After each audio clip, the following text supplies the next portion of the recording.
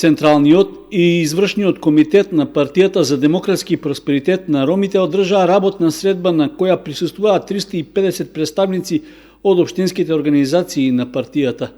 На средбата, што се одржа во Виница, формирани беа и форумот на жени и форумот на млади, со што ПДПР го комплетираше конституирањето на партиските тела.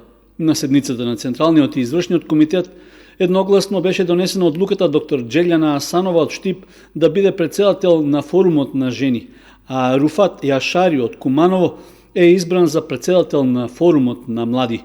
Ние сакаме како партија да отвориме можноста и на нив да влезат во истата партија, да се активно вклучени и самите за себе да одлучуваат за своите потреби и интереси, вклучувајќи нормално и нас.